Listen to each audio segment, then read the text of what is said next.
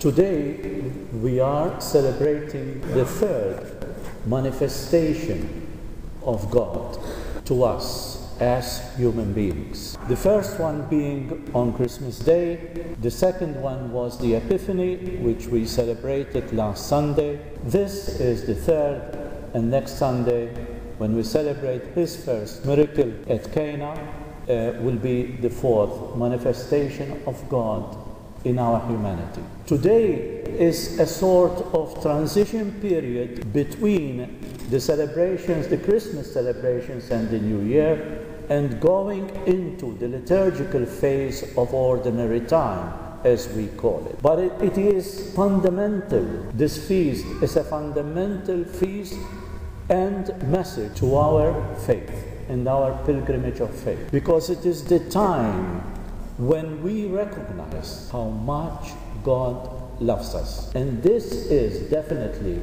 a fundamental issue in our life of faith. Today we have Jesus receiving the baptism from John who said he is not fit to undo the strap of his sandals. Slaves used to undo the straps of sandals of their master. He was not even fit. He was not fit to undo the straps of the sandals of Jesus. And yet Jesus presented himself to him to be baptized, to receive this baptism, the Spirit of God in him. Why did Jesus choose to do this? He did not need it, as we know, because he was without sin. And we know that when we receive baptism, it clears us of the sins.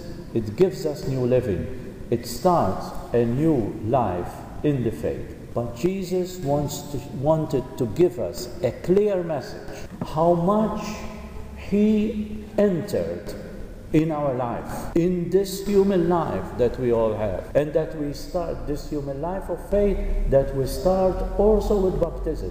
He wanted to start it too with baptism. And so he presented himself humbly to John to do as all the others were doing. There was a queue of sinners, of poor people, of people suffering from so many pains of life. A queue waiting for John the Baptist to baptize them in the river Jordan. And Jesus went into this queue. Like all the sinners, like all the painful people suffering from human, physical and mental pain, he was there with us to show us, to give us this message. I am with you too, in all the spheres, in all the stages of your life, in all the pains that you go through, in all the rejections that you have, in all the problems of relationships that you have. I am with you, and I am suffering with your pain. So don't be afraid to face life, whatever your condition. And he went into the queue, humbly, to show us that he is with us here. I have a great admiration to Henry Nouwen, who is a Dutch-American spiritual writer. Wrote about 35 books in all in his life. He is dead now. I have read all his books. And he spent in every single line of his messages, in all the books practically, you have this theme of my beloved. Because during the baptism of Christ, we have that revelation of God. We have that exclamation from heaven that comes down. You are my son, the beloved. My favor rests on you. This was heard when Christ after he was in prayer, he was baptized, the heavens opened, and this was heard at the time. This sentence, which was addressed to Jesus, if we want, we make it our own. If we want, because God respects our freedom.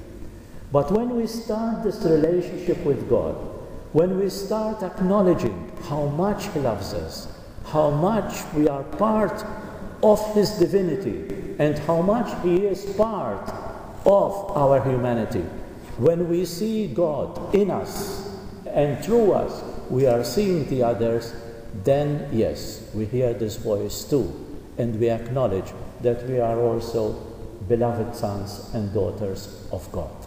This is crucial, this is fundamental to our pilgrimage of faith here on earth.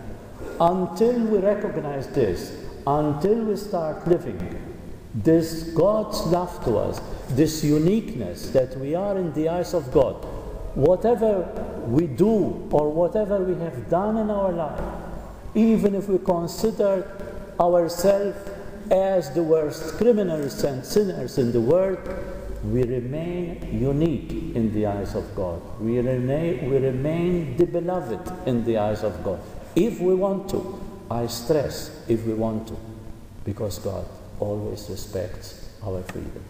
And as I said, Henry Nouwen spent a lifetime writing books and underlining this very important issue of our faith. And in so many of his insights and reflections, I want only to show you and to give you this little sample of his deep reflection on this issue. When we claim and constantly reclaim the truth of being the chosen ones, we soon discover within ourselves a deep desire to reveal to others their own closeness to God. Instead of making us feel that we are better, more precious, or valuable than others, our awareness of being chosen opens our eyes to the chosenness of others. That is the great joy of finding out that you are being chosen. The discovery that others are chosen as well. In the house of God, there are many mansions. There is a place for everyone, a unique, special place for each person.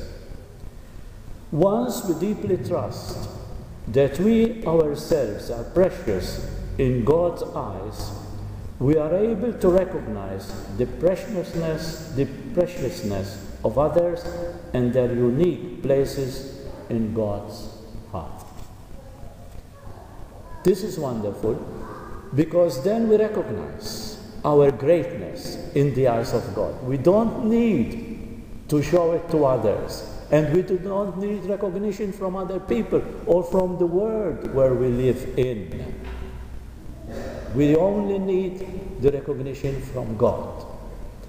And Henry Nouwen again, he describes and he gives us the example of the Eucharist, because the Eucharist is the moment when God has given himself to us. And the Eucharist has 4 major stages. It is taken when you are chosen, that is when you accept that you are chosen by God, and the Eucharist is chosen and taken when you take the Eucharist, when you are blessed, because you are blessed by God, and the Eucharist blesses you and makes you the closest possible to God. When you are broken, when you are down, where you are depressed, where you are going through difficult time, the Eucharist is broken too. Christ has suffered the Calvary, the passion and the humiliation of being put to death innocently by the people, by the same people he loved, and then given, because he has given his life to others. That is the moment when we too, when we acknowledge his greatness and his lovedness, and to us, then we are ready to give ourselves to others. This is a great message that we need to make our own, keep it lively, not only today, but through the whole year, every day, acknowledging and feeling gratified that God loves us so much that we need to do something to love him more. And while doing this, especially during the Eucharist, then we are closer to him, closer to understanding this great mystery of his love for us, and do our utmost to reciprocate with our love to him. God bless you.